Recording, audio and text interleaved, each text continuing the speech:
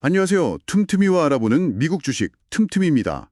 오늘은 정말 많은 분들이 궁금해하셨던 기업이죠. 바로 보스턴 다이내믹스. 이 기업 하나만 제대로 파헤쳐 봅니다.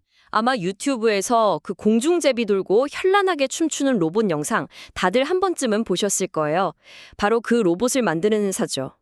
기술력만 보면 정말 와, 입이 떡 벌어지는 곳입니다. 맞아요. 볼 때마다 진짜 미래가 왔구나 싶으면서도 저희 같은 투자자 입장에서는 항상 본능적인 질문이 떠오르죠. 그래서 이 멋진 기술로 어떻게 돈을 벌 건데, 그리고 내가 투자할 수는 있나? 네, 핵심을 정확히 짚으셨네요. 정답부터 말씀드리면 보스턴 다이내믹스는 아직 직접 상장된 회사는 아닙니다. 하지만 방법이 아예 없는 건 아니죠. 현재 지분 80%를 가진 대주주, 바로 현대자동차를 통해서 간접적으로 투자할 수 있습니다. 미국 장외 시장에서 티커 HYMTF로 거래되고 있거든요. 바로 그겁니다. 그래서 오늘 저희의 목표는 명확합니다. 단순히 와, 로봇 신기하다. 여기서 끝나는 게 아니라요. HYMTF 주주의 관점에서 이 보스턴 다이내믹스라는 자산이 과연 기회가 될지 아니면 돈 먹는 하마가 될지 그 가치를 아주 냉정하게 분석해 보는 겁니다. 그렇죠. 제2의 엔비디아가 될 잠재력을 품은 보석일지 아니면 이 치열한 경쟁 속에서 그냥 빛을 잃을 위험한 투자일지 오늘 그 가능성을 샅샅이 한번 뜯어보겠습니다. 좋습니다. 그럼 먼저 투자자들의 가슴을 뛰게 하는 긍정적인 이야기, 이른바 불 케이스부터 시작해보죠. 아니, 최근에 공개된 신형 전기, 아틀라스 영상 보고 저 진짜 깜짝 놀랐습니다. 기존 유압식을 완전히 버리고 전기 모터로 바꿨다는데 움직임이 뭐랄까 인간을 초월한 느낌이었어요. 관절이 막 360도로 휙휙 돌아가고 사람이었으면 온몸이 부서졌을 자세로 벌떡 일어서는데 경이로우면서도 솔직히 좀 섬뜩하더라고요. 그 섬뜩함이 바로 투자 포인트입니다. 그게 단순한 기술과시용 데모가 아니라는 점이 정말 중요하거든요. 투자 관점에서 가장 결정적인 촉매제는 바로 올해 말 2025년 말까지 현대차의 미국 조지아 신공장 메타프렌트에 이 신형 아틀라스가 시험 투입된다는 사실입니다. 아, 드디어 연구실 밖으로 나와서 실제 산업 현장에 투입되는 거군요. 이건 정말 큰 의미가 있겠는데요. 그렇습니다. 인류 역사상 가장 진보했다고 평가받는 휴머노이드 로봇이 세계에서 가장 복잡하고 정교한 제조 공정 중 하나인 자동차 생산 라인에서 실전 테스트를 받는 첫 사례가 될 겁니다. 만약 여기서 유의미한 성과를 낸다면 이건 단순히 로봇 잘 만드네의 수준이 아니라 아, 이 로봇이 진짜 돈이 된다는 걸 증명하는 거군요. 바로 그거죠. 상업적 가치를 증명하는 역사적인 사건이 되는 겁니다. 듣기만 해도 막 흥분되네요. 그런데 전문가님, 유의미한 성과라는 게 구체적으로 어떤 걸까요? 그러니까 투자자 입장에서는 어떤 데이터를 딱 봐야 이거 진짜 되겠다라고 확신할 수 있을까요? 그거는 부족하죠. 우리가 봐야 할 건 가동률 90% 이상 달성, 기존 라인 작업자와의 충돌 없는 협업, 그리고 새로운 작업을 배우는데 걸리는 시간 같은 아주 구체적인 데이터입니다. 만약 아틀라스가 이런 지표들을 충족시킨다면 그 파급력은 자동차 공장을 훨씬 넘어설 겁니다. 알겠습니다. 그럼 이 테스트가 성공했다고 한번 가정을 해보죠.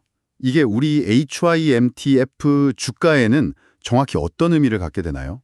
여기서 바로 다른 로봇 회사들은 가질 수 없는 현대차 시너지의 그 막강한 힘이 드러나는 겁니다. 첫째, 세상에 둘도 없는 확실한 첫 고객이 있다는 거죠. 현대차는 단순 재무적 투자자가 아니라 보스턴 다이나믹스의 첫 번째이자 가장 거대한 고객이 되어주기로 약속했어요. 회장이 직접 타운홀 미팅에서 수만 대의 로봇을 구매하겠다고 공언했거든요. 다른 스타트업들이 기술 개발해놓고 이거 누가 사주지 하면서 발을 동동 구를 때 보스턴 다이나믹스는 이미 거대한 구매 계약서를 손에 쥐고 시작하는 셈입니다. 와, 그건 진짜 엄청난 이점이네요. 만들면 팔 곳이 정해져 있다는 거니까요. 그런데 한편으로는 이런 생각도 들어요. 한 고객사, 그것도 모 회사에 너무 의존하는 게 오히려 위험할 수도 있지 않을까요? 만약에 현대차의 경영 상황이 안 좋아지거나 전략이 바뀌면 어떡하죠? 날카로운 지적이십니다. 그 리스크는 분명히 존재하고요. 잠시 후에 베어 케이스에서 더 깊게 다룰 겁니다. 하지만 일단 긍정적인 측면을 마저 보자면 보스턴 다이나믹스가 결코 아틀라스라는 한 가지 로봇에만 의존하는 회사가 아니라는 점을 봐야 합니다. 이미 시장에서 돈을 벌고 있는 제품이 있죠. 아, 그 물류 창고에서 박스 나르는 그 로봇 말씀이시죠? 이름이 스트레치였던가요? 맞습니다. 물류 로봇 스트레치는 이미 기술의 상업성을 증명하고 있어요. 세계 최대 물류 기업인 DHL이 수백 대를 도입해서 실제 창고에서 톡톡히 효과를 보고 있거든요. 예를 들어 53피트짜리 컨테이너 트레일러에 가득 찬 상자를 사람이 하역하려면 몇 시간 걸리고 부상 위험도 큰데 스트레치는 그 작업을 훨씬 빠른 시간 안에 지치지도 않고 해냅니다. 그리고 최근에는 DHL과 1000대 이상을 추가로 배치하는 MOU까지 맺었어요. 이건 현대차빨이 아니라 보스턴 다이내믹스 기술력 자체가 시장에서 통한다는 강력한 증거죠. 그렇군요. 아틀라스라는 미래 성장 동력이 있고 스트레치라는 현재 캐시카우가 있고 투트랙 전략인 셈이네요.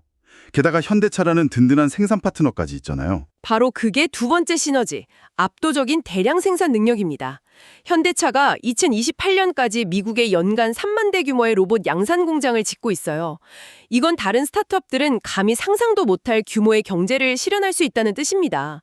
자동차 부품 수급망과 조립 라인 운영 노하우가 로봇 생산에 그대로 이식되는 거죠. 알겠습니다. 정리해보면 세계 최고의 기술력, 현대차라는 보정된 수요처와 생산 능력, 그리고 이미 시장에서 검증된 제품까지. 이건 뭐 거의 성공 방정식처럼 들리는데요. 솔직히 이 정도면 제2의 엔비디아라는 말이 아주 허황된 꿈은 아닌 것 같습니다.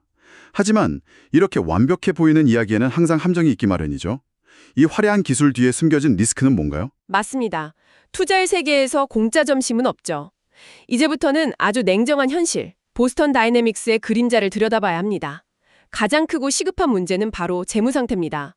한마디로 돈을 버는 속도보다 쓰는 속도가 비교할 수 없을 정도로 빨라요. CEO가 직접 그 문제를 인정했다는 이야기도 있던데요. 네.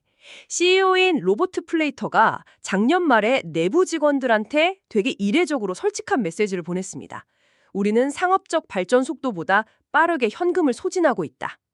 그리고 이 발언 직후인 2024년 12월 전체 직원의 5%인 45명을 해고했어요. CEO가 직접 우리 회사가 돈을 너무 많이 쓰고 있다고 공개적으로 인정하고 구조조정까지 단행한 건 상황이 정말 심각하다는 신호죠. 잠깐만요. CEO의 그런 발언은 투자자들한테는 거의 위험 경보 수준 아닌가요? 실제 숫자는 얼마나 심각한 겁니까? 숫자를 보면 더 명확해집니다. 보스턴 다이내믹스의 연간 추정 매출은 약 2,760만 달러, 우리 돈으로 약 380억 원 정도입니다. 그런데 연간 현금 소진액, 즉 번레이트는 정확히 공개되진 않았지만 업계에서는 수억 달러로 추정하고 있어요. 수백억을 버는데 수천억을 쓰고 있다는 뜻이죠. 명백한 적자 구조입니다. 아니 그렇게 밑빠진 독에 물붓기인데 어떻게 버티는 건가요? 결국 대주주인 현대차가 계속 자금을 대주고 있다는 거겠죠? 아까 제가 지적했던 모회사 리스크가 여기서 나오는 거군요. 정확합니다. 바로 그 엄마 카드로 버티고 있는 건데 문제는 그 엄마의 사정도 마냥 여유롭지만 않다는 겁니다. 2024년 현대차의 연결 기준 영업이익률이 8.1%로 전년도 9.3%에서 1.2%포인트 감소했어요. 이건 단순히 숫자가 조금 나빠졌다는 의미가 아니고요. 지금 자동차 산업은 전기차 전환이라는 거대한 패러다임 변화에 대응하기 위해서 천문학적인 투자를 해야 하는 그야말로 전쟁터입니다. 현대차 입장에서는 보스턴 다이내믹스 지원도 중요하지만 당장 눈앞에 전기차 경쟁에서 살아남는 게 더 시급한 과제일 수 있다는 거죠. 엄마 카드에 한도가 있을 뿐만 아니라 그 돈을 써야 할 다른 급한 곳이 너무 많아지고 있는 겁니다. 와, 그렇게 연결해서 보니까 훨씬 더 심각하게 들리네요. 결국 외부에서 자금을 조달해야 하는 결론으로 이어지겠군요. 그래서 IPO 이야기가 계속 나오는 거군요. 맞습니다. 시장에서 2025년에서 2026년 사이에 보스턴 다이내믹스가 IPO, 즉 기업 공개를 할 것이라는 전망이 지배적입니다. 외부에서 대규모 자금을 수혈하지 않으면 이 현금 소진 속도를 감당하기 어려운 상황이라는 뜻이죠. 알겠습니다. 내부 재무 상황도 살얼음판인데 사실 진짜 전쟁은 밖에 있지 않습니까? 경쟁 구도를 보면 정말 숨이 턱 막히던데요. 어쩌면 재무 문제보다 더 본질적인 위협일 수 있습니다. 잠시만요. 지금 우리가 마주한 경쟁자들의 이름을 한번 나열해보죠. 테슬라, 오픈 AI, 마이크로소프트, 엔비디아, 그리고 중국 정부. 이건 단순히 몇몇 기업 간의 기술 경쟁이 아니라 거의 빅테크 대리전이자 미중 기술 패권 전쟁의 축소판처럼 보입니다. 듣고 보니 정말 그렇네요. 한 회사가 이 모든 거인들을 상대로 싸워서 이길 수 있을까요? 가장 위협적인 상대는 역시 테슬라인가요? 단연 테슬라의 옵티머스입니다. 가장 무서운 점은 기술력이 아니라 가격이에요. 일론 머스크가 제시한 옵티머스의 목표 가격은 2만에서 3만 달러입니다. 반면 아틀라스의 추정가는 최소 10만 달러 이상이죠. 거의 4배, 5배 차이입니다. 만약 테슬라가 자율주행으로 축적한 방대한 AI 데이터와 기가패쿨의 압도적인 생산 능력을 결합해서 정말 그 가격의 로봇을 출시한다면 휴머노이드 로봇 시장은 순식간에 치킨 게임으로 돌입할 겁니다. 여기서 고가의 프리미엄 전략을 쓰는 보스턴 다이내믹스는 굉장히 불리한 위치에 놓이게 되죠. 테슬라만 있는 것도 아니잖아요. 요즘 피규어 AI라는 것도 무섭게 치고 올라오던데요. 피규어 AI는 그야말로 어벤져스급 지원군을 등에 업고 있습니다. 오픈 AI, 마이크로소프트, 엔비디아, 아마존의 제프 베이조스까지. IT 공룡이란 공룡들은 전부 이 회사에 투자했어요. 이건 단순히 돈이 많다는 의미가 아닙니다. 피규어 AI는 세계 최고의 AI 두뇌, 가장 강력한 클라우드 인프라, 그리고 최고의 AI 칩을 거의 자기 것처럼 쓸 수 있다는 뜻이거든요. 심지어 속도도 빨라요. 이미 BMW 공장에 로봇을 투입해서 실증 데이터를 쌓고 있습니다. 보스턴 다이나믹스가 현대차 공장에 들어가기도 전에 먼저 선수를 친 거죠. 와, 미국 내 경쟁도 이런데 가격으로 밀어붙이는 중국은 더 위협적이겠네요. 중국의 추격은 물량 자체가 다릅니다. 중국 정부는 로봇 산업 육성을 위해 우리 돈으로 약 180조 원에 달하는 펀드를 조성했어요. 그 결과 2018년부터 2023년까지 휴머노이드 관련 특허 출원 건수를 보면 중국이 5,688건에 달하는데 한국은 368건에 불과합니다. 기술 격차를 무섭게 좁히면서 저가 공세로 시장의 판을 흔들 준비를 하고 있는 거죠. 정말 정신이 하나도 없네요. 정리하자면 기술력은 의심할 여지 없는 세계 최고지만 안에서는 현금이 마르고 있고 밖에서는 IT 공룡들과 국가 단위의 경쟁자들이 사방에서 압박해오는 그야말로 초고위험 초고수익의 상황이네요. 그럼 저희 같은 투자자들은 이 안개 속에서 도대체 어떤 이정표를 보고 방향을 잡아야 할까요? 아주 중요한 질문입니다. 이렇게 변수가 많고 복잡한 상황일수록 우리는 감이나 소문이 아니라 명확한 데이터와 사실에 집중해야 합니다. 제가 투자자들을 위해 반드시 확인해야 할 3가지 핵심 관전 포인트를 정리해드리겠습니다. 네, 정말 필요합니다. 어떤 것들을 주목해야 할까요? 첫째, 그리고 가장 중요한 것은 올해 말부터 내년 초 사이에 나올 조지아 공장 테스트 결과입니다. 이건 보스턴 다이내믹스의 미래를 결정할 가장 중요한 시험대예요. 로봇이 잘 움직이더라 같은 두루뭉술한 소식이 아니라 제가 아까 말씀드린 가동률 90% 이상, 작업 습득 시간 단축 같은 구체적인 성공 데이터가 발표되는지를 확인해야 합니다. 이게 확인되면 주가는 재평가받을 강력한 명분을 얻게 될 겁니다. 첫 번째 체크 포인트는 현대차 조지아 공장의 성적표군요. 명확하네요. 두 번째는 뭔가요? 둘째, IPO 진행 상황입니다. 2025년에서 2026년 사이에 실제로 IPO가 추진되는지, 그리고 추진된다면 시장에서 기업 가치를 얼마로 평가받는지를 봐야 합니다. 예를 들어 현대차가 인수할 때 평가받았던 11억 달러보다 훨씬 높은 수십억 달러 이상의 가치를 인정받는다면 그건 월스트리트의 스마트머니가 이 회사의 미래를 긍정적으로 본다는 가장 확실한 신호가 될 겁니다. 반대로 IPO가 계속 지연되거나 기대 이하의 평가를 받는다면 심각한 위험 신호로 봐야죠. 마지막 세 번째 포인트는 무엇이죠? 셋째, 경쟁사의 가격 정책 현실화 여부입니다. 특히 테슬라가 정말로 옵티머스를 2만에서 3만 달러대에 출시하는지 예의주시해야 합니다. 만약 이게 현실이 된다면 보스턴 다이내믹스의 고가 프리미엄 전략은 근본적인 도전에 직면하게 되고 회사는 비즈니스 모델 전체를 재검토해야 할 수도 있습니다. 로봇계의 아이폰이 될 것인가 아니면 값비싼 버투가 될 것인가가 여기서 갈릴 수 있어요. 와, 명쾌하게 정리되네요. 조지아 공장 성적표, IPO의 성사 여부와 기업 가치, 그리고 테슬라의 가격, 이 3가지만 제대로 추적해도 큰 그림을 놓치진 않겠어요. 마침 바로 다음 달인 2026년 1월에 라스베거스에서 열리는 CES에서 아틀라스를 공식 공개하고 상용화 로드맵을 발표한다고 하니 이것부터가 시장의 평가를 받는 첫 번째 시험대가 되겠네요. 맞습니다. 그때부터 시장은 보스턴 다이내믹스를 향한 기대를 구체적인 숫자로 계산하기 시작할 겁니다. 좋습니다. 오늘 정말 깊이 있게 파봤네요.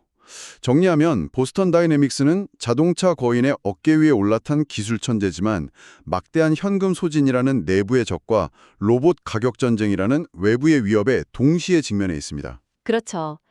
투자의 기회와 위험이 이토록 명확하게 공존하는 케이스도 드물죠. 그래서 더 흥미로운 것 같습니다. 자, 구독자 여러분은 보스턴 다이내믹스의 미래를 어떻게 보시나요? 제2의 엔비디아일까요? 아니면 위험한 거품일까요? 댓글로 여러분의 생각을 자유롭게 남겨주세요. 오늘 이야기를 마치기 전에 한 가지 더 생각해 볼 거리를 던져드리고 싶습니다. 오, 어떤 거죠?